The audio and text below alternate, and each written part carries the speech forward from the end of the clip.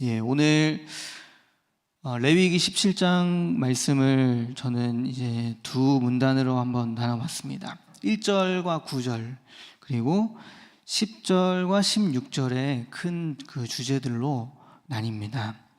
먼저 1절에서 9절을 보시면 이제 모세에게 아론과 그 아들들과 이스라엘 모든 자손에게 하나님께서 이렇게 그들에게 명령을 하라 하시면서 이제 짐승을 잡을 때 이제 진영 안에서 잡든지 진영 밖에서 잡든지 그 짐승의 피를 흘리면 짐승을 잡을 때 회막문으로 이제 들어와서 주님 그 회막 안에서 그 짐승을 잡아야 한다. 그리고 잡고 그 짐승을 하나님 앞에 먼저 예물로 올려드려야 한다라는 내용입니다.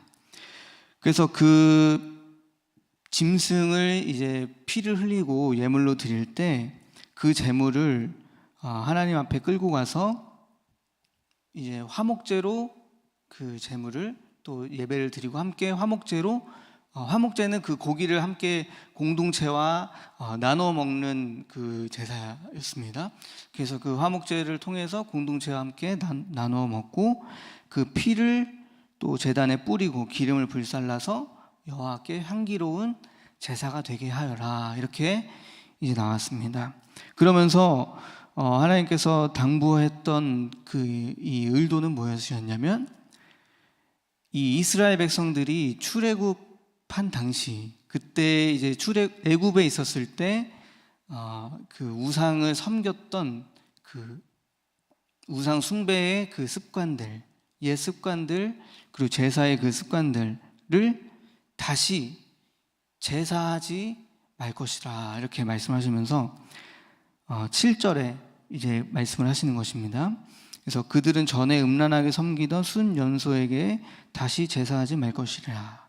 이게 이제 애굽에서 드렸던 그 제사의 방식입니다. 숫염소 신에게 드렸던 이 제사였는데, 이 숫염소 신은 굉장히 그 애굽인들에게 이제 멘데스라는 이름의 그 신이었는데, 이 멘데스를 섬기던 그 이방의 그 애굽의 민족들이 이 신을 섬길 때 굉장히 음란한 행위를 함께 동반하여서 제사를 드렸다라고 이제 자료에 나와 있었습니다. 그래서 더 이상 그 숫염소 신을 섬기지 말고 이제 그 옛 습관, 옛 제사, 그렇게 드렸던 우상 숭배를 다 벗어버리고 이제 하나님을 예배해야 한다라는 어떤 이런 명령을 주님께서 1절과 9절에서 하시면서 중요한 말씀을 하십니다. 뭐냐면 회막문으로 주님 앞에 그 짐승을 끌고 가야 하는데, 그렇지 아니하면 주님 앞에 드리지 않고 짐승을 잡으면 피를 흘린 자로 여기고 그 피 흘린 자의 그 죄값을 묻겠다, 이렇게 주님께서 말씀하십니다. 그래서 그 피를 흘렸은즉 4절에 보시면은 여호와께 예물로 드리지 아니하는 자는 피 흘린 자로 여길 것이라. 그가 피를 흘렸은즉 자기 백성 중에서 끊어지리라. 그러니까 하나님과 상관없는 사람, 존재가 된다. 그것은 영적으로도 끊기고 육적으로도 끊기게 되는 그런 상태에 놓이게 된다. 하나님과 상관없는 자가 된다, 이렇게 말씀을 하십니다. 그리고 이제 8절과 9절은 번제와 또 속죄제를 드리는데, 이스라엘 집 사람 그리고 혹은 그들 중에 거류하는 거류민, 이것은 뭐냐면 이스라엘 민족은 아니지만 그들과 함께 문화를 공유하고 동화되어서 사는 그런 사람들입니다. 이방 민족이지만 이스라엘과 동화되어서 그렇게 살아가는 그 사람들도 예물을 드릴 때 이렇게 회막문으로 가져와서 드려야 한다. 그렇게 드리지 아니하면 백성 중에서 끊어진다. 이제 이렇게 말씀을 주님께서 명령을 하십니다. 그리고 이제 10절에서 16절은 피를 먹지 말아라. 예, 정확하게 이제 피를 먹으면 안 된다라는 그 규례에 대하여서 이제 나와 있습니다. 왜 피를 먹어서는 안 되는가에 대한 내용도 보시면은 피는 구약에서의 그 사상은 피는 곧 생명이라 이렇게 여겼다고 합니다. 피는 곧 생명. 그리고 이 피 흘림을 통하여서 속죄를 해야 하는 그 하나님의 그 제사법이 있었기 때문에 이렇게 보시면 11절에 육체의 생명은 피에 있음이라. 내가 이 피를 너희에게 주어 제단에 뿌려 너희의 생명을 위하여 속죄하게 하였나니 생명이 피에 있으므로 피가 죄를 속하느니라. 예. 그러니까 이 피는 곧 생명이고 피를 통하여만 이 속죄할 수 있다라는 그 하나님의 말씀과 이 거룩성이 있습니다. 그래서 이 피를 함부로 대하거나 이 피를 먹으면 안 된다. 예, 이렇게 또 이제 말씀을 하고 계십니다.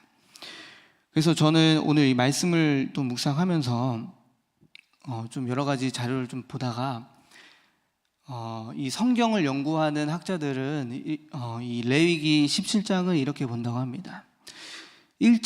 레위기가 1장에서 16장까지 보면은 제사법에 대하여 나와 있고 또 예배에 대하여서 이렇게 정확한 규례들이 나와 있습니다. 그리고 이제 조금 모양이 달라지는 것은 이제 18장에서 26장까지 이것은 뭐냐면 특별히 삶에 대한 거룩, 삶에 대한 거룩에 대한 그 규례, 법, 그것이 이제 18장에서 26장까지 나와 있는데 그것을 이제 학자들은 성결법전이다 이렇게 이야기를 한다고 합니다. 그런데 이제 어느 학자들은 17장까지 포함해서 17장에서 26장까지를 성결법전이다 이렇게 이야기하는 학자가 있고 아니다. 18장에서 26장까지가 성결법전이고 17장에 하는 역할은 따로 있다 하면서 17장은 아까 말씀드렸던 1장에서 15장까지 그리고 18장에서 26장까지를 이어주는 역할을 하는 것이 중간에 매개체 역할을 하는 것이 17장이다 이렇게 이야기를 하더라고요. 그래서 저도 이제 이렇게 묵상을 하다 보니까 후자의 그 말이 더 이렇게 와닿는 게 많이 느껴졌습니다. 우리가 예배를 통하여 우리가 어떻게 거룩해지고 예배를 통하여 이렇게 하나님의 그 거룩함을 닮아가고 하지만 중요한 거는 이 거룩함이 삶에서도 우리가 반드시 실현돼야 되고 나타나야 됩니다. 삶으로 이어지는 거룩이 진짜 거룩입니다. 근데 이 거룩함이 이어질 때 중요한 이 중간 다리에서 이 17장이 이 중요한 역할을 하고 있구나라는 그 묵상이 좀 많이 되어졌습니다. 그것은 뭐냐면 오늘 여러 가지 보실 텐데 먼저 우리가 이 이스라엘 백성들에게 하나님께서 말씀하셨던 명령하셨던 그 회막 안에서 짐승을 잡아라 라고 하셨을 때 그 외에 하나님께서 정한 장소에서 지정한 장소에서 짐승을 잡게 하고 먼저 하나님 앞에 예배를 드리게 했을까? 우리가 좀 잠시 좀 살펴보면 이 배경을 조금 우리가 연구를 좀 해봐야 되는데 당시에 이 이스라엘 백성들이 예배를 드릴 때 그 어느 장소에서든지 짐승을 잡아서 그 장소에서 이제 예배를 드렸다고 합니다. 그런데 이제 문제가 되는 게 뭐냐면 마음대로 드리는 거예요. 내 마음대로 짐승을 잡아서 드리고 근데 이제 그 제사가 하나님 앞에만 드리는 제사가 되는 것이 아니고 그 당시에 있었던 그 풍습을 따라서 또 우상을 섬기는 제사로 또 변질되고 또 왜곡되어지는 그런 제사들이 이제 나타나게 되었습니다. 그래서 하나님께서 이것을 예방하고 막고자 택하셨던 방법이 무엇이냐면 정한 장소에서 내가 정한 장소 이 회막 안으로 끌고 와서 짐승을 잡아서 예배를 드려라 라고 이제 드렸던 그것입니다.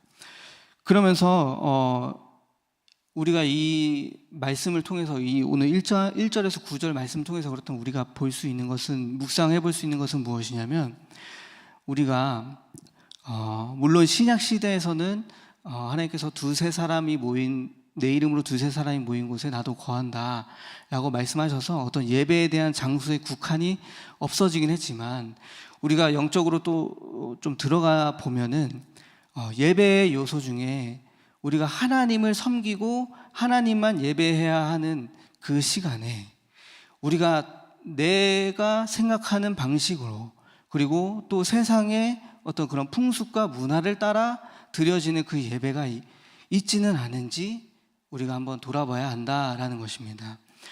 우리는 많은 세상에 지금 코로나 시대 때에 참 그 특별하게 오는 것이 무엇이냐면, 이제 비대면 예배로 우리가 예배를 선택할 수 있게 되었다라는 것입니다. 이 비대면 예배의 장점도 있지만 단점도 있습니다. 그러나 이제 우리는 장점을 더 부각해서 우리가 가지만, 우리 기존의 신자들이 경계해야 할 것은 이 비대면 예배의 어떤 단점들, 저는 좀 그렇게 생각이 되었습니다.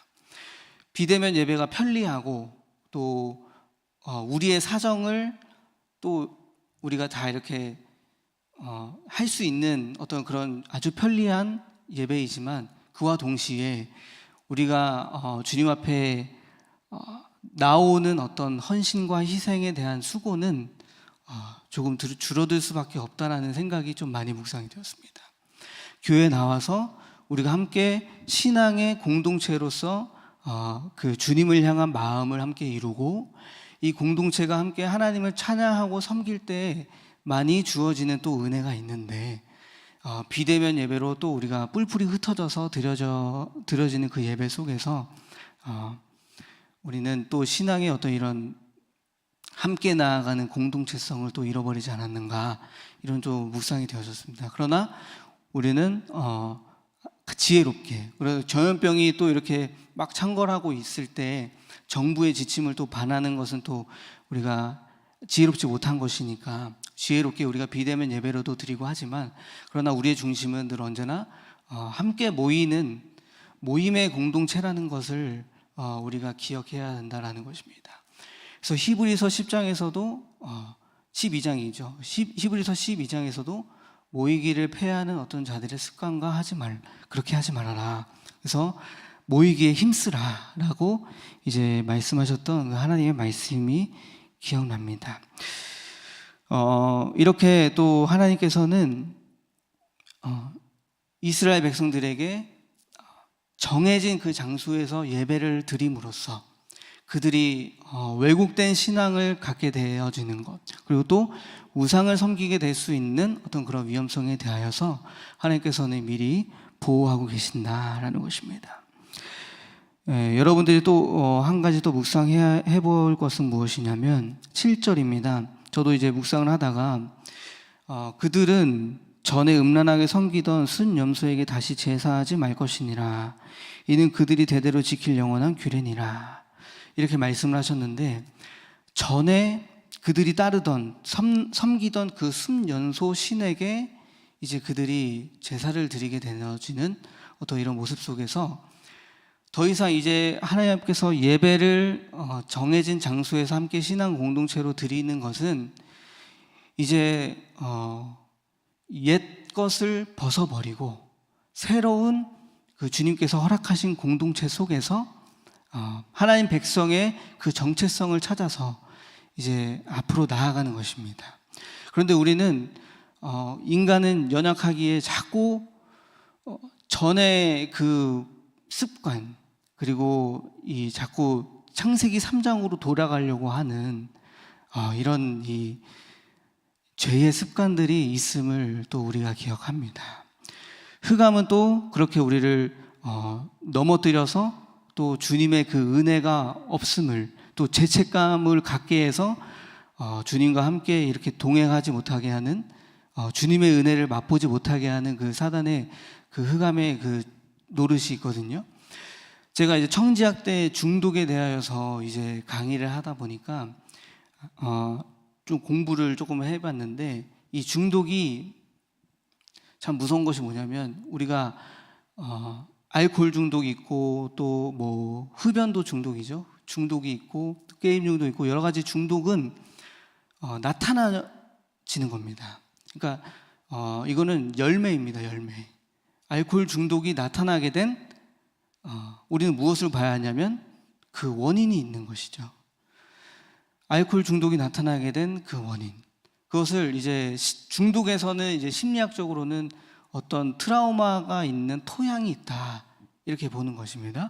그 토양 안에 뿌리가 내려져 있는데, 그 뿌리가 뭐냐면 감정입니다. 감정. 이 감정이 뭐냐면 뭐 예를 들어서 학대받은 그 아이가, 학대받은 가정에서 자랐던 그 아이는 학대받은 가정이라는 그 토양이 있습니다. 학대의 토양이 있습니다. 그 토양에서 그 학대받았던 그 부정적 감정이 바로 뿌리입니다. 그게 슬픔이 있을 수 있고 분노와 증오가 있을 수 있고, 이런 어떤 이 감정이 하나의 열매로 나오는 게 제 중독이다, 이렇게 이야기하는 겁니다. 근데 우리 인간은 심리학에서는 이제 그런 토양을 보지만, 우리는 이제 더 나아가서 영적으로 우리의 그 죄된 인간의 습성, 중독에 빠질 수밖에 없는 그 인간의 습성이 바로 뭐냐면 창세기 3장입니다. 이 창세기 3장에 사단의 어떤 이 죄가 들어옴으로써 인간은 하나님 없이는 스스로 온전해질 수 없는 존재라는 것. 그래서 계속 주님이 아니면, 주님을 예배하지 않으면, 주님과 함께 동행하지 않으면 우리는 자꾸 죄의 습관으로 이렇게 돌아가게 된다라는 것입니다. 그래서 우리는 이렇게 볼 때 이 숫 염소에게 다시 제사하지 않을 것이라, 이제 제사하지 말아라, 주님께서 이렇게 명령하셨지만, 우리는 그래서 주님이 아니고서는 다시 우상을 섬겼던 그 창세기 3장의 그 죄된 인간의 상태로 돌아갈 수밖에 없는 그 연약한 존재라는 것입니다. 그래서 우리는 이 토양을 바꿔야 된다라는 것입니다.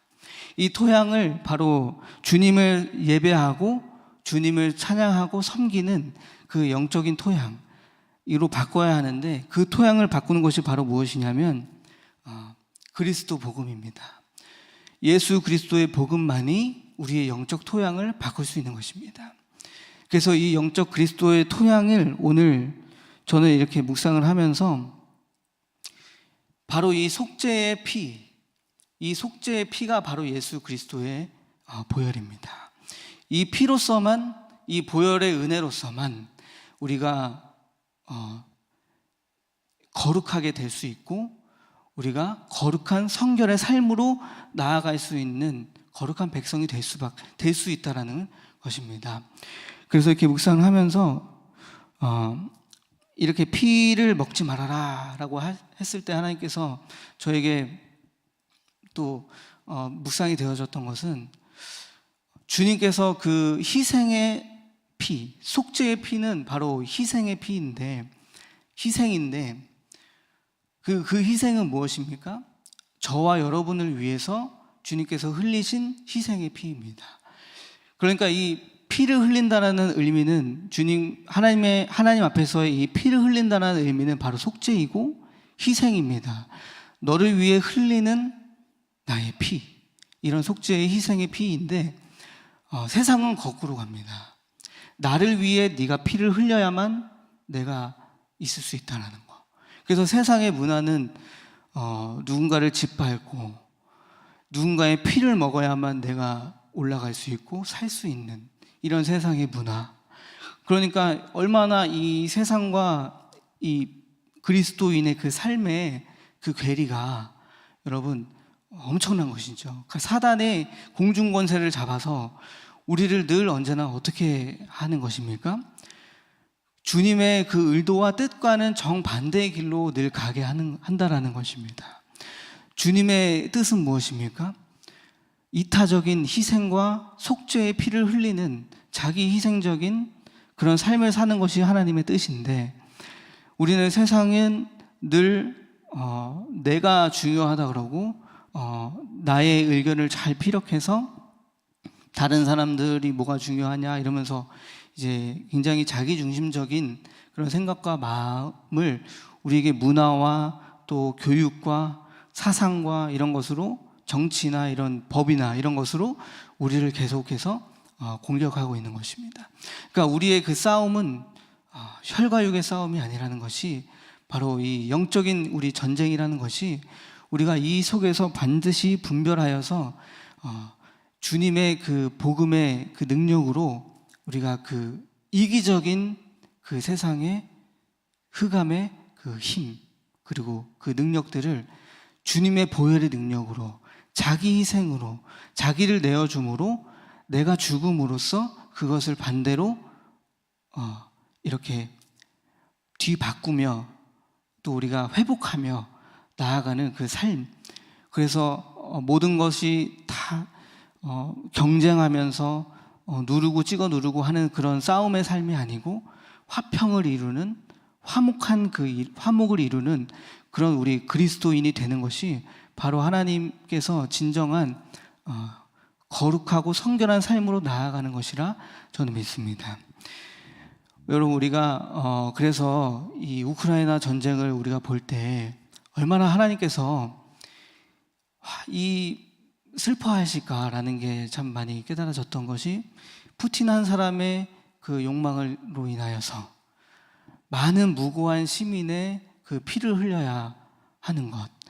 그래서 얼마 전에 최근에 기사를 보니까 마리우폴이라는 그 우크라이나의 시가 있는데, 그 시에 그 시민들, 그 민간인들이 약 한 5천 명 정도가 희생됐다고 합니다. 여러분, 엄청난 희생인데, 이제 또 푸틴은 또 기사를 보니까 푸틴이 또 뭐 생화학 무기를 뭐 만지작거리고 있다, 또 핵을 만지작거리고 있다, 막 이러는 기사들이 이제 막 오더라고요. 그러니까 이 얼마나 하나님께서 이 사상과 어떤 이런 정치와 이런 싸움 속에서 그런 흑암의 권세 속에서 하나님께서 얼마나 슬퍼하시고 또 노하고 계실까, 이런 게 또 묵상이 되었습니다. 여러분, 우리는 나를 위해 어떤 사람의 피를 흘리게 하는 삶이 되면 안 됩니다. 도리어 반대로 우리가 그들을 위해서 희생의 피를 흘려야만 하는 그런 그리스도인입니다. 주님께서 우리의 속죄를 위하여서, 우리의 구원을 위하여서 그 십자가의 길을 묵묵히 가셨던 것과 같이, 우리 또한 그 십자가의 은혜를 받은 자로서 이 세상에 어떤 그 주님의 나라를 더 확장시키기 위하여서, 복음의 나라를 확장시키고 또 한 영혼을 구하기 위하여서 우리가 함께 신앙의 공동체로 하나로서 모여서 그렇게 나아가야 할 줄로 믿습니다. 오늘 그래서 우리는 이 WCC라든지 또 공산주의 사상이라든지, 또 저는 요즘에 또 굉장히 위험하다라고 또 생각되어지는 사상이 이제 페미니즘이라고 있습니다. 여성 우월주의인데, 그것이 이제 우리나라에 들어와서 조금 잘못된 사상으로 오히려 남성을 역차별하게 되는 어떤 그런 사상으로 변질되어서 이 페미니즘 사상을 가진 그 교사들이 초등학교에서 아이들을 교육하고 하다 보니까 이제 그런 왜곡된 그 여성 우월주의 사상을 가지고 이 아이들이 자라게 되는 어떤 그런 싸움을 좀 보게 됩니다. 영적 전쟁을 보게 됩니다. 그러면 우리는 반대로 우리가 이 하나님의 올바른 백성의 이 정체성으로 거룩한 삶의 이것을 우리가 본받아서 더욱더 우리는 복음으로 똘똘 뭉치면서 우리가 신앙의 본질로 돌아가는, 오직 그리스도 복음으로 무장하여서 어떤 그런 사상과 이런 또 정치적인 세력과 어떤 이런 문화와 싸움 속에서 우리가 복음으로 대항하고 복음으로 그것을 바꿔나갈 수 있는 신앙의 공동체가 또 거룩을 실현시키는 또 우리 큰나무 교회 공동체가 되기를 간절히 소망합니다. 그래서 우리는 반드시 우리 뜻대로 드려지는 예배가 아니라 하나님께서 정하신 그 예배, 하나님께서 방법을 그리스도 복음의 방법으로 오직 나오라고 말씀하셨습니다. 그래서 요한복음 14장 6절에서도 이제 예수님께서 이렇게 말씀하십니다. 예수께서 이르시되 내가 곧 길이요 진리요 생명이니 나로 말미암지 않고는 아버지께로 올 자가 없느니라, 이렇게 말씀하셨습니다. 예수님께로만 우리가 모여진 공동체, 주님으로 말미암지 않고 나아갈 수 없는 공동체가 바로 우리임을 믿습니다. 그래서 우리가 오직 예수 그리스도로 뭉친 공동체가 되어서 복음 아닌 다른 것을 우리가 추구하는 것이 아니라 복음 아닌 어떤 물질과 또 교육과 사상을 더 우위에 두는 그런 성도가 아니라 오직 복음을 기반으로 한 복음을 주축으로 한 우리 성도가 되어서 흑암의 권세와 맞서 우리가 함께 싸워나가는, 영적 전쟁을 해나가는 우리 성도가 되기를 소망합니다. 그래서 하나님 앞에서 거룩한 백성으로 나아가는 시간 되기를 소망합니다. 시간 기도하시겠습니다. 하나님 아버지 감사합니다. 오늘도 주님은 우리가 주님의 거룩한 백성이 되기를 원하심을 믿습니다. 아버지 하나님, 오늘도 우리에게 주님께서 참된 그 복음으로 예수 그리스도의 보혈의 피로 우리를 구원하시고 속죄하심을 믿습니다. 아버지 하나님, 이 속죄의 피로 말미암아 우리가 구원받았듯이 우리도 이제 세상에 나아가서 아버지 하나님, 우리를 희생하고 또 그리스도의 복음을 들고 남을 위하여 이타적으로 살아갈 수 있는 우리 그리스도의 참된 제자가 되기를 소망합니다. 세상은 그러나 아버지 하나님, 너가 중요하다 하고 또 내가 소중하다고 이렇게 또 속입니다. 아버지, 그 속임 속에서 아버지 하나님, 우리도 중요하지만 그러나 주님 안에 없으면 그것은 다 아버지 허무한 인생이고 아버지 모두 다 공허한 아버지 하나님 그런 외침임을 우리가 알고 있습니다. 오직 복음 안에 있을 때 진정한 정체성을 회복하여서 우리의 참된 아버지 복음을 전할 수 있는 참된 제자로 우리를 세워 주시옵소서. 하나님께 모든 것 영광을 올려드리며 사랑이 많으신 예수 그리스도 이름으로 기도드립니다. 아멘.